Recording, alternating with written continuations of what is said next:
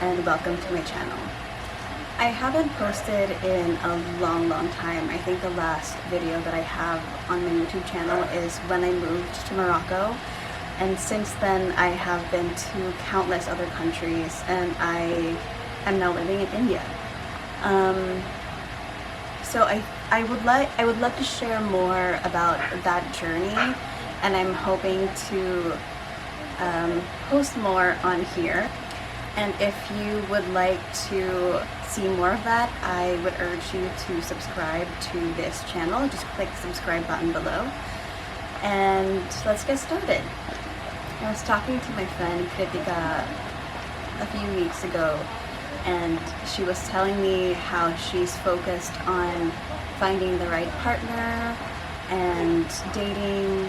And I had mentioned something along the lines of, before you're able to find divine love, you're gonna have to cultivate and find that within yourself first. And she had asked me what are the ways that she could do that, or what are the ways that I have done that. And I wanted to make this video in the hopes that other people who have the same questions might find this video and help you on your journey. Love in our modern society have been taught to us in such a way that it has to be something that we find outside of ourselves, that we have to be something or someone that we're really not in order to find the right person. And somehow loving ourselves, cultivating habits and routines that make it safe for us to be ourselves are often considered to be selfish or something done out of vanity or narcissism. This was a difficult lesson for me to learn as well, and it wasn't until I looked inward and took care of my soul that I realized I was the source of love, that I am love. I am the embodiment of it, that the universe reflected that love back to me. Your reality is nothing but a mirror of your inner world after all. So here are the things that I do to cultivate that love within myself. These are things that I often do, but certainly not every day. I feel that the rule of thumb is to always just keep adding more and more good things rather than take away things that you don't like. I think the rule of thumb is to keep adding more good things to create a more loving and safe space for you to be more grounded and something that centers you.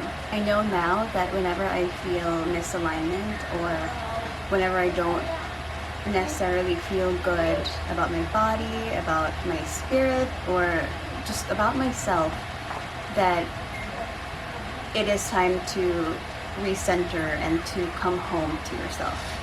As I film this video, the word that keeps coming back to me is the word nourish, and I think that's a really good word to meditate on in terms of finding things that ground you and centers you. So the first thing on the list is movement. Some form of movement helps me tremendously. It can either be walking, running, although I do not run. I am highly opposed to running or anything that involves heavy cardio. But I do love yoga. I try and practice yoga every day, although it is really difficult for me to get back into a routine or to my practice, because I would consider myself a beginner in yoga. I have only known yoga and I have only been practicing yoga for a year and a month, and I still solely rely on teachers. So I like going to classes instead of doing practices on my own. I have friends who are yoga teachers, and if you would like to check them out, I would recommend Shani Yoga.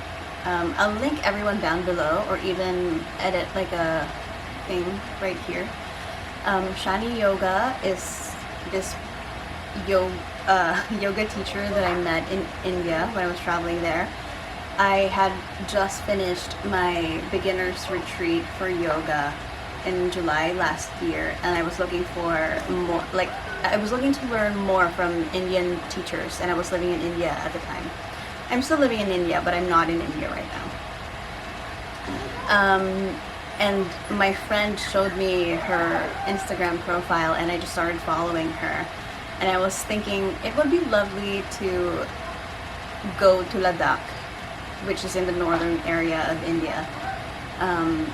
It would be fun to go to Ladakh and sort of practice yoga there. And then a few days later, I find out that Shani is actually hosting a retreat in Ladakh. So I tried to join it, I got in, and that's how our story began. I love Shani, she's amazing. Check her out. I have another favorite teacher whom I met when I was living in Kathmandu.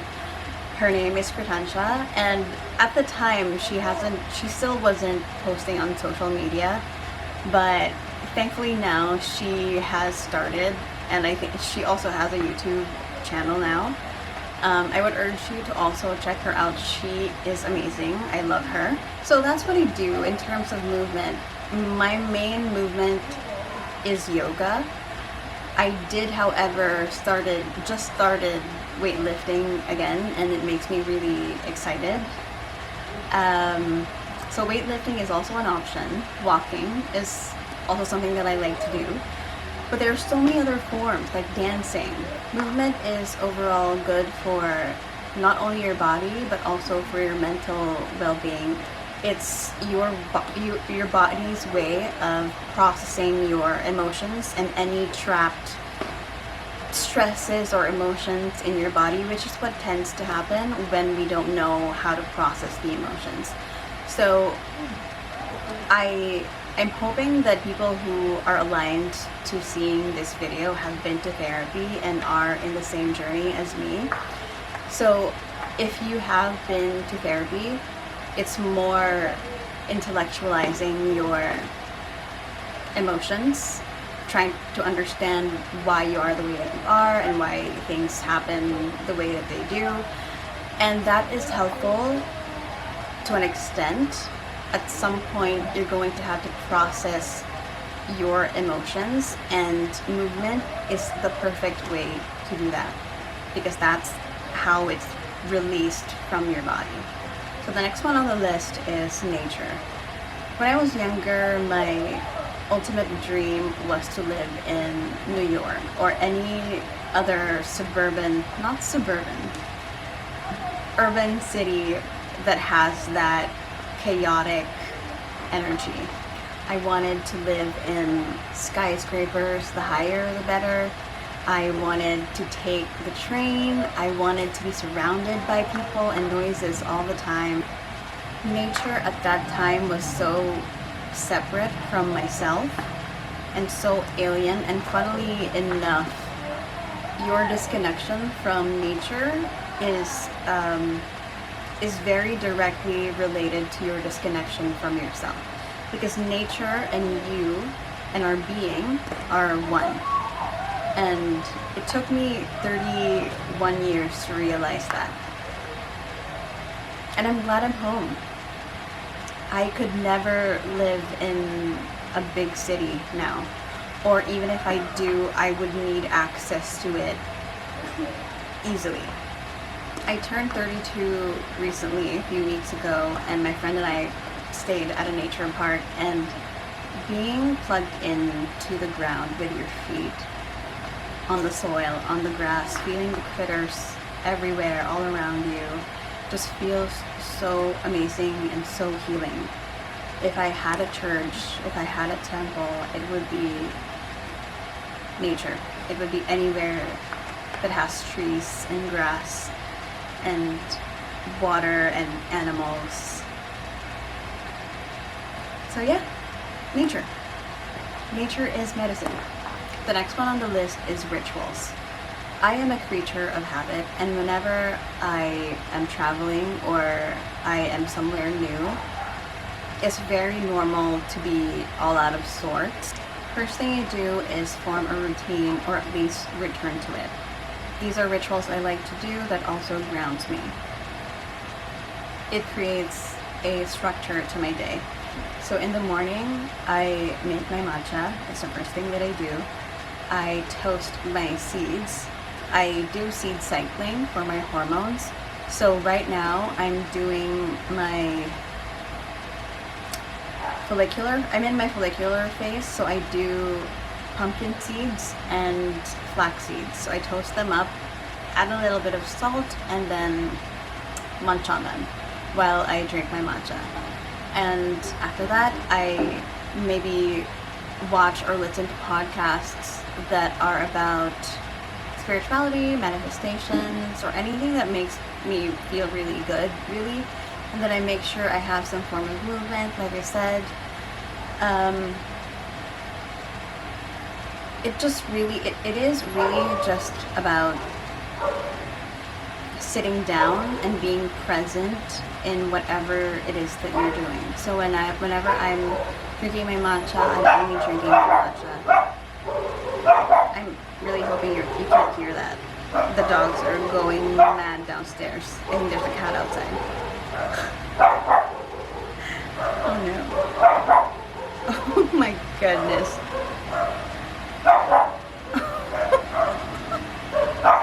Stop.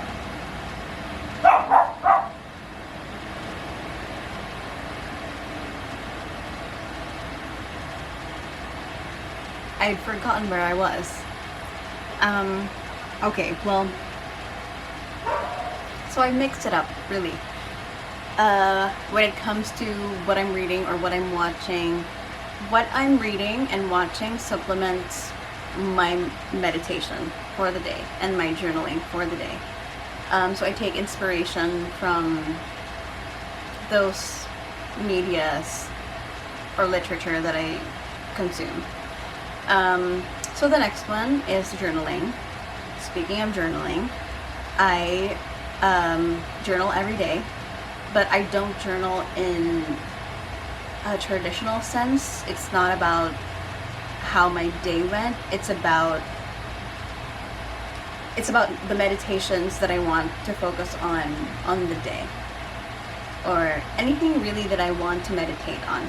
So with my journals, I just do the date, and then I do the general theme of the day. So today I wrote, I flow. It's not usually that short. It can be anything, really. And then I put today's meditations, just things that supplement that also, that supports that. And then I just add things like, I am love, I am enveloped by love, I am enveloped by abundance.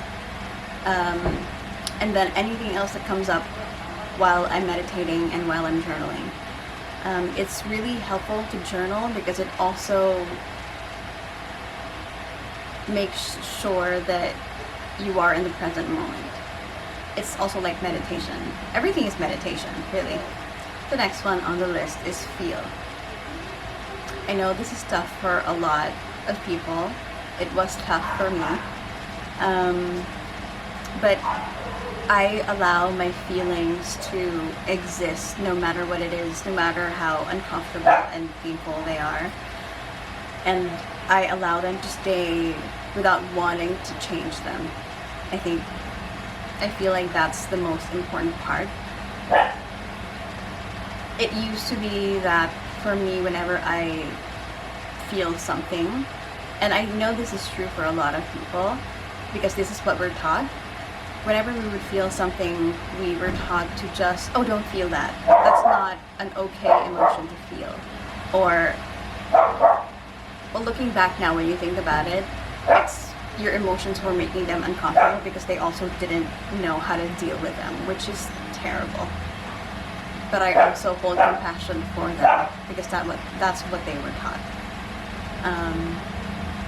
But yes, now I want to feel everything.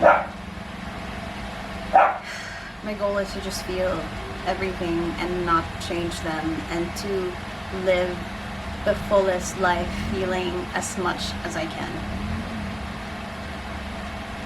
For a long time, I spent my life just feeling nothing because I was afraid of it.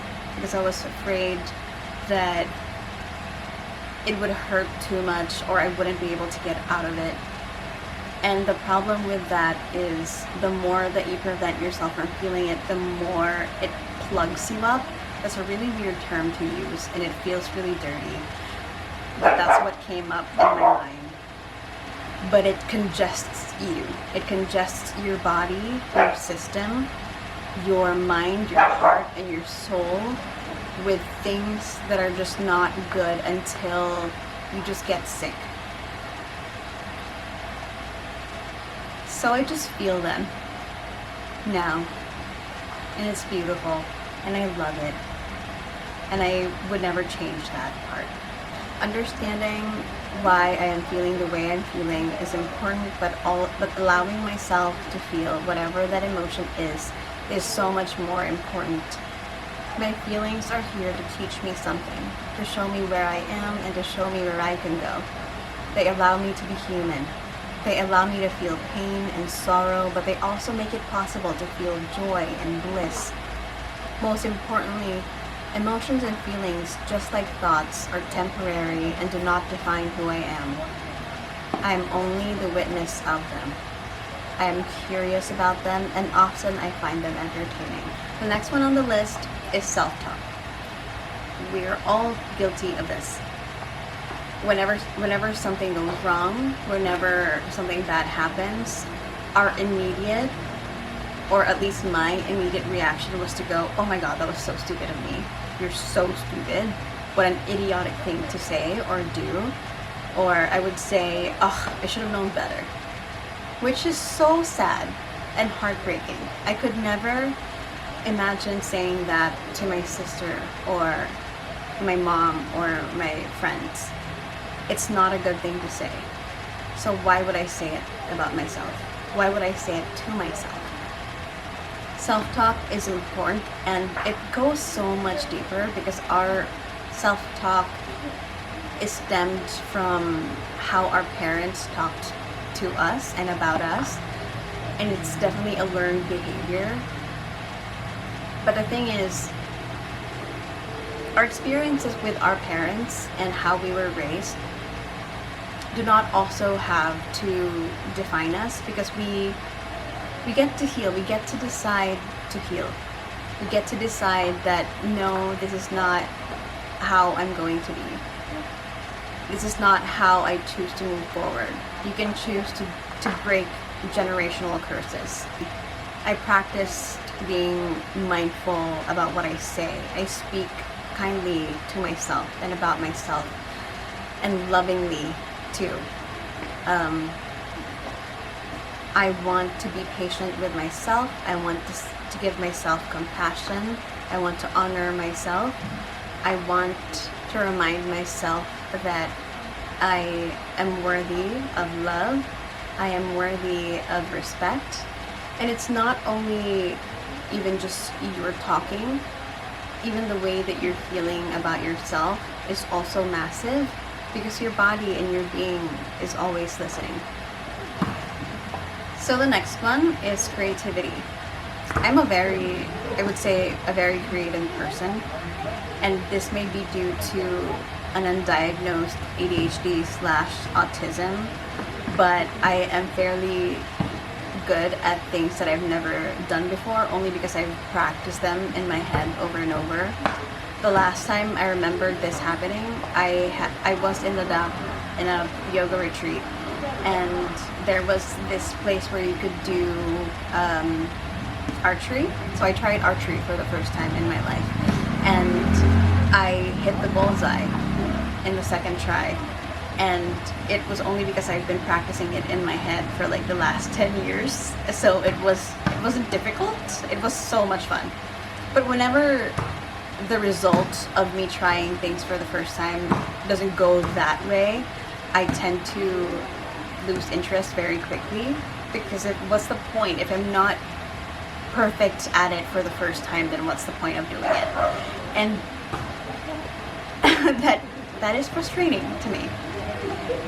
It's frustrating because I have wanted to do so many things in my life, but because of my perfectionism, because of this need for me to be good at everything that I do, is preventing me from actually trying and from actually being terrible at something for the first time. And my false starts on YouTube is a reflection of that, I think. Oh, Isabel.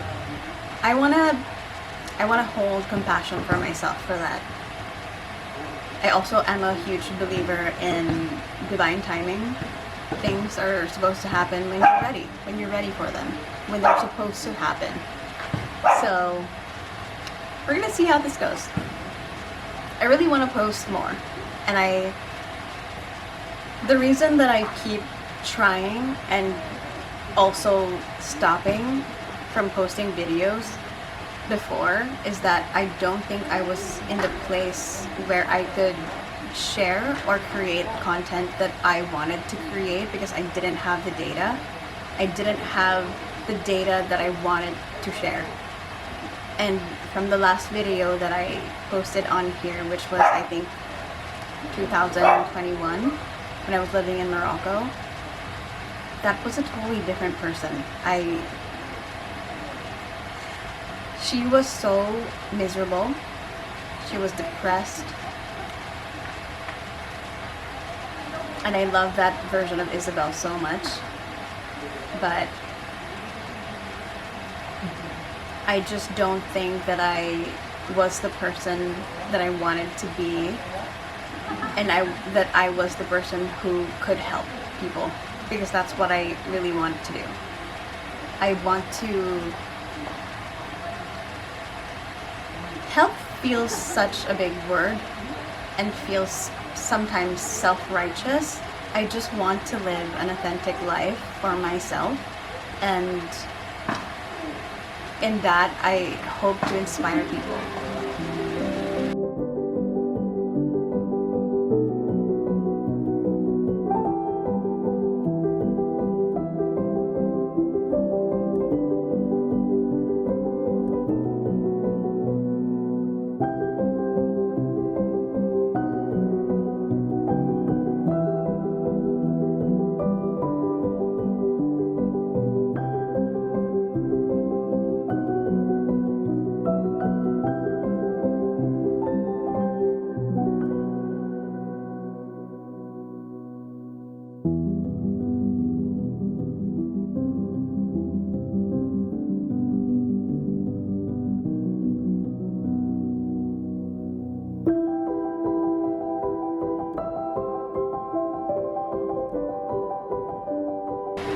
That's what it is.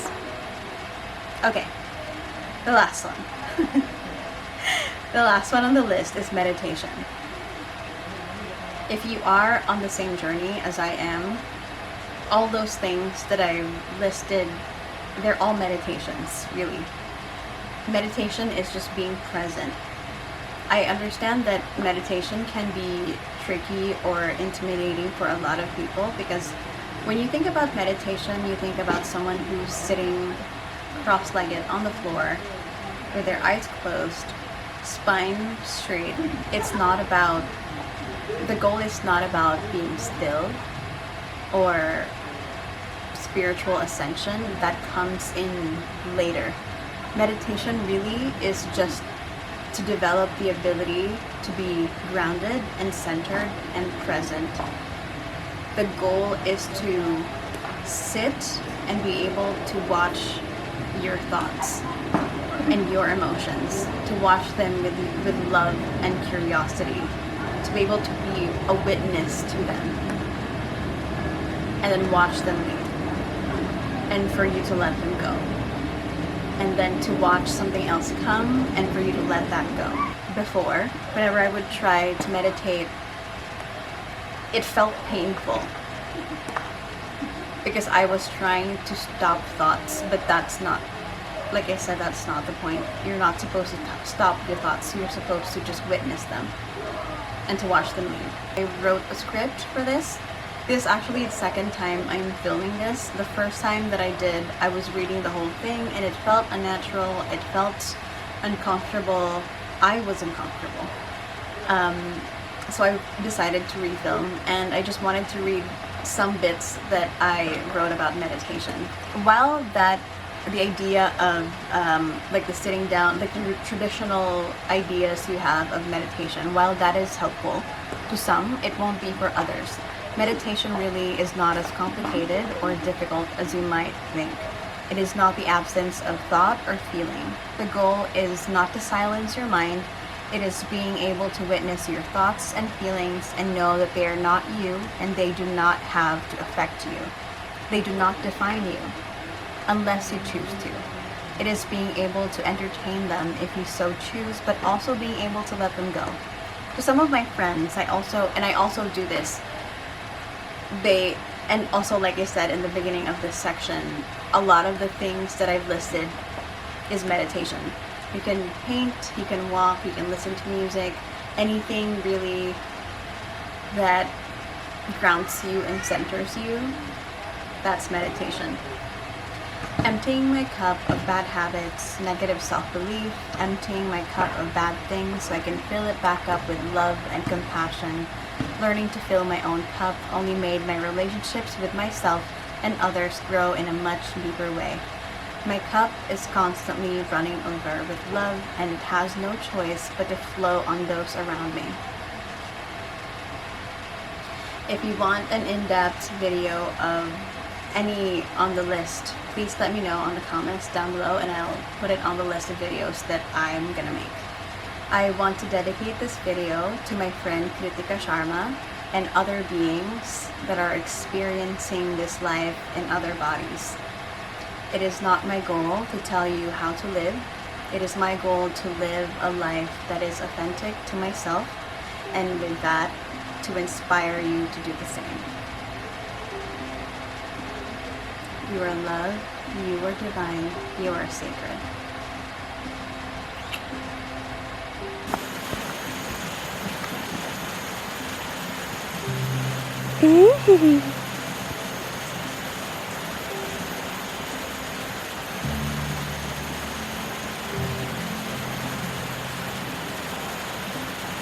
So good.